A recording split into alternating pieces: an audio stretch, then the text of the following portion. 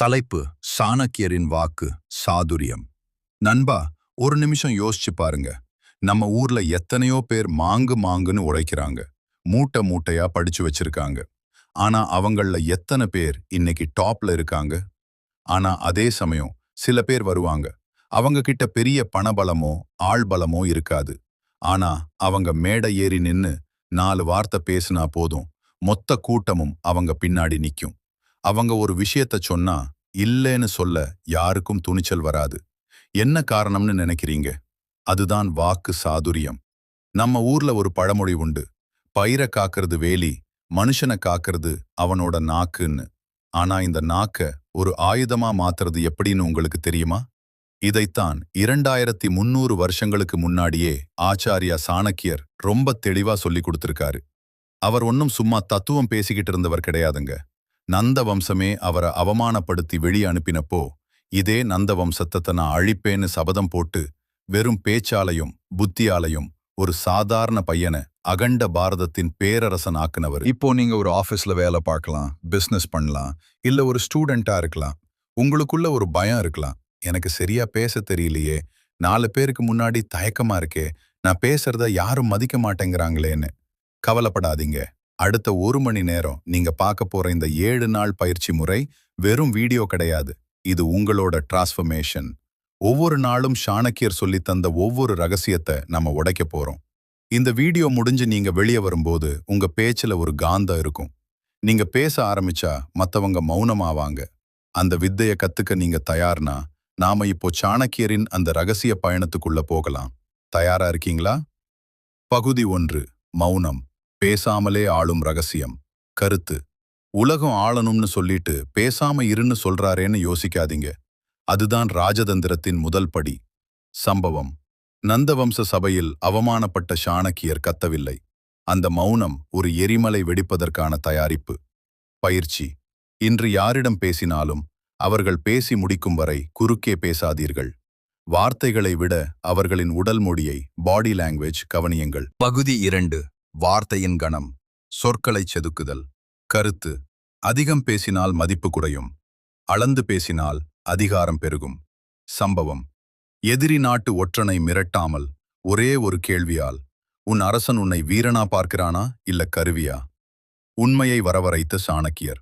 பயிற்சி: 10 வார்த்தையில் சொல்ல வேண்டியதை 3 வார்த்தையில் சொல்ல பழகுங்கள். சும்மா சொன்னேன் என்கிற வார்த்தையை அகராதியிலிருந்து தூக்குங்கள். பகுதி 3. எதிராளியின் மனதை ஸ்கேன் செய்தல். கருத்து: ஒரு வேட்டைக்காரன் மிருகத்தின் சுபாவத்தை அறிவது போல பேசுவதற்கு முன் எதிராளியின் பலவீனத்தை அறிய வேண்டும். சம்பவம்: புகழ் போதையில் இருந்த தளபதியை புகழ்ச்சியாலேயே தன் பக்கம் இழுத்து கோட்டையை பிடித்தது. பயிற்சி: இன்று யாரிடம் பேசினாலும் அவர்களுக்கு என்ன பிடிக்கும், இன்ட்ரெஸ்ட் என்பதை முதலில் கேட்டுவிட்டு பிறகு உங்கள் கருத்தை சொல்லுங்கள். பகுதி 4. சிங்கத்தின் கர்ஜனை. குரல் மற்றும் உடல் மொழி. கருத்து: நீங்கள் என்ன பேசுகிறீர்கள் என்பதை விட எப்படி பேசுகிறீர்கள் என்பதுதான் 90% வெற்றி. சம்பவம்: சந்திரகுப்தருக்கு சாணக்கியர் சொல்லித்தந்த ராஜமரியாதை, நடை மற்றும் பார்வை. பயிற்சி: பேசும்போது தரை பார்ப்பதை தவிருங்கள். அடிவயிற்றிலிருந்து வரும் ஆழமான குரலில் பேசுங்கள். கைகளை பாக்கெட்டில் வைக்காதீர்கள். பகுதி 5. ராஜதந்திர பேச்சு. இக்கட்டான சூழலை சமாளித்தல். கருத்து: பாம்புக்கு விஷமில்லை என்றாலும் அது சீறுவது போல காட்டிக்கொள்ள வேண்டும். சம்பவம்: கலகம் செய்த மக்களை தண்டிக்காமல் அவர்களின் கோபத்தை அங்கீகரித்து தன் பக்கம் மாற்றியது. விவாதத்தின் போது, இல்லை, நீங்கள் சொல்வது தப்பு என்று சொல்லாமல், நீங்கள் சொல்வதில் ஒரு பாயிண்ட் இருக்கிறது ஆனா என்று ஆரம்பியுங்கள். பகுதி 6. தலைமைத்துவ பேச்சு. கூட்டத்தை கட்டுப்படுத்துதல். கருத்து: தலைவன் என்பவன் அதிகாரம் செய்பவன் அல்ல, நம்பிக்கை கொடுப்பவன்.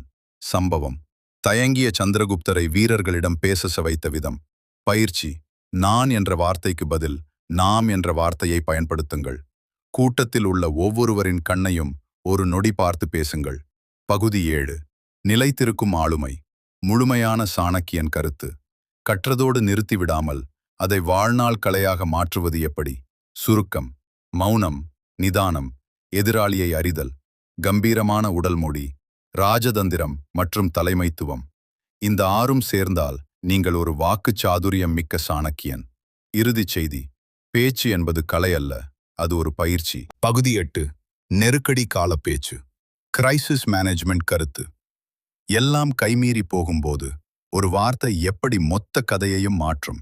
சாணக்கியர் சூத்திரம். பயம் உங்களை நெருங்கும் வரை அதை அடித்து விரட்டுங்கள். பயம் உங்கள் அருகில் வந்துவிட்டால் அதை எதிர்த்து நின்று அழியுங்கள். சம்பவம்: ஒருமுறை மகத நாட்டின் ஒற்றர்கள் சாணக்கியரை சூழ்ந்து கொண்டபோது அவர் பதற்றப்படாமல் சிரித்துக்கொண்டே அவர்களுக்கே விருந்து வைத்தார். அந்த நிதானம் அவர்களை குழப்பியது. இவன் பின்னாடி பெரிய படை இருக்கோ என்று பயந்து அவர்கள் பின்வாங்கினார்கள். வாழ்க்கை பாடம்: ஆபீஸ்ல ஒரு தப்பு நடந்துடுச்சு, பாஸ் கத்துறார்னா அங்கே பதறாதீங்க. தப்பு நடந்துடுச்சு, ஆனா இது சரி செய்ய என்கிட்ட ஒரு பிளான் இருக்குன்னு பேசுங்க.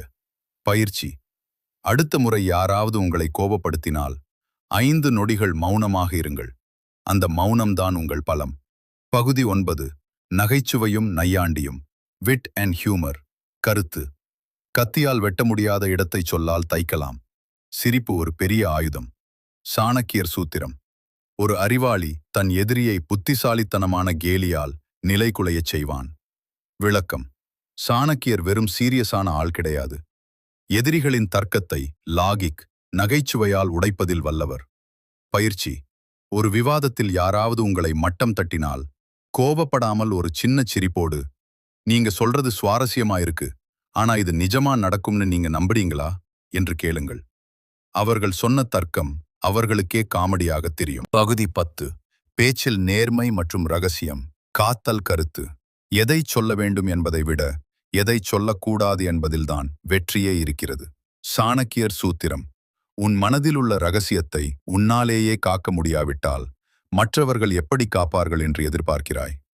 ஆழமான உண்மை. மேடை ஏறி பேசும்போது எல்லா உண்மைகளையும் கொட்டிவிடக்கூடாது. ஒரு மர்மம் எப்போதும் உங்கள் பேச்சில் இருக்க வேண்டும். அப்போதுதான் மக்கள் மீண்டும் மீண்டும் நீங்கள் பேசுவதை கேட்க வருவார்கள். இந்த பயிற்சி வெறும் வீடியோ கிடையாது, இது ஒரு வாழ்நாள் தவம். சாணக்கியரின் இந்த ரகசியங்கள் உங்கள் நாவில் ஏறிவிட்டால் நீங்கள் தொட்டது துலங்கும், சொன்னது நடக்கும். என் கூட பயணிச்சு இந்த வித்தைகளை கத்துக்கிட்டதுக்கு வாழ்த்துக்கள். ஞாபகம் வச்சுக்கோங்க, 2300 வருஷத்துக்கு முன்னாடி ஒரு மனிதன் வெறும் சொல்லாலையும் புத்தியாலையும் ஒரு சாம்ராஜ்யத்தையே உருவாக்குனார்னா, இன்னைக்கு இருக்கிற டெக்னாலஜி உலகத்துல உங்களால என்ன செய்ய முடியாது. உங்க குரல் இப்போ வெறும் சத்தம் கிடையாது, அது ஒரு கட்டளை. நீங்க பேசுற ஒவ்வொரு வார்த்தையும் ஒரு வரலாறு படைக்கட்டும். இந்த பயிற்சியில உங்களுக்கு எந்த பகுதி லைஃப் சேஞ்சிங்கா இருந்ததுன்னு கமெண்ட் பண்ணுங்க.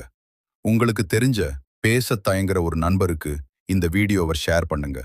ஒரு சாணக்கியன் இன்னொரு சாணக்கியனை உருவாக்குறது தான் இந்த உலகத்துக்கே அழகு. அடுத்த அதிரடியான ரகசியத்தோட உங்களை சந்திக்கிறேன்.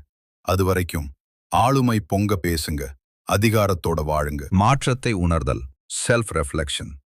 நண்பா, ஒரு மணி நேரமா நாம நிறைய விஷயங்களை பேசிட்டோம். சாணக்கியரின் தந்திரங்கள், ராஜதந்திரம், மௌனம், குரல் வளம்னு எல்லாத்தையும் பார்த்தோம். இப்போ இந்த வீடியோ முடிய போற இந்த நிமிஷத்துல ஒரு நிமிஷம் கண்ணை மூடி உங்களை நீங்களே கவனிச்சு பாருங்க.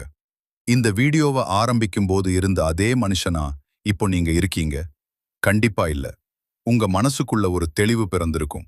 என்னாலையும் பேச முடியும், என்னாலையும் மத்தவங்களை ஈர்க்க முடியுங்கிற அந்த நம்பிக்கை இப்போ உங்ககிட்ட வந்திருக்கு. அந்த மாற்றம்தான் இந்த 60 நிமிட பயணத்தோட முதல் வெற்றி. சாணக்கியர் விரும்பிய மனிதன். The core value. நண்பா, சாணக்கியர் வெறும் தந்திரக்காரர் மட்டும் கிடையாது, அவர் ஒரு குரு. அவர் ஏன் சந்திரகுப்தரை உருவாக்கினார் தெரியுமா? வெறும் அதிகாரம் பண்றதுக்காக இல்ல, ஒரு தர்மமான ஆட்சியை அமைக்கணுங்கிறதுக்காகத்தான். அதே மாதிரிதான் இப்போ நீங்க கத்துக்கிட்ட இந்த வாக்கு சாதுரியம் ஒரு கத்தி மாதிரி. இத மத்தவங்களை வெட்ட பயன்படுத்தாதீங்க, மத்தவங்களோட கஷ்டங்களை தீர்க்க பயன்படுத்துங்க. உங்க சொல்லால ஒருத்தரை காயப்படுத்த முடிஞ்ச அதே நாக்கால ஒருத்தரோட வாழ்க்கையை மாற்றவும் முடியும். ஒரு நல்ல வார்த்தை, ஒரு ஆறுதலான பேச்சு ஒரு மனுஷனை மரணத்தோட விளிம்புல இருந்து கூட மீட்டு கொண்டு வரும். அதிகாரத்தோட பேசும்போது சாணக்கியனா இருங்க, ஆனா அன்போட பேசும்போது ஒரு தாயுள்ளத்தோட பேசுங்க. நாளைக்கு நீங்க மேடை ஏறும் போதோ இல்ல ஒரு 4 பேர் முன்னாடி பேசும்போதோ ஒரு சின்ன நடுக்கம் வரலாம், அது தப்பில்ல. அந்த நடுக்கம் நீங்க இன்னும் சிறப்பா செய்யணும்னு உங்க உடம்பு கொடுக்கிற சிக்னல். அந்த நேரத்துல சாணக்கியரை இந்த உலகத்துல பிறக்கிற எல்லாருக்கும் ஒரு தனித்திறமை இருக்கு. உங்ககிட்ட இருக்கிற திறமைய வெளியே கொண்டு வர்றதுக்கு உங்க பேச்சு தான் ஒரு பாலமா இருக்கும். அந்த பாலத்தை அழகா கட்டுங்க. நினைச்சுக்கோங்க, மொத்த சபையிலையும் அவமானப்பட்டு நின்ன ஒரு மனுஷன் அன்னைக்கு தளர்ந்து போயிருந்தா இன்னைக்கு வரலாறுல அவர் பேர் இருந்திருக்காது. உங்க பேச்சு சில பேருக்கு பிடிக்காம போகலாம், சில பேர் உங்களை கேலி பண்ணலாம். கவலைப்படாதீங்க. சிங்கம் நடந்து போகும்போது நாய் குறைக்கத்தான் செய்யும். நீங்க உங்க இலக்க நோக்கி போயிட்டே இருங்க. உங்க வெற்றி பேச ஆரம்பிக்கும் போது உங்களை கேலி பண்ணவங்க எல்லாரும் மௌனமாவாங்க. முடிவுரை.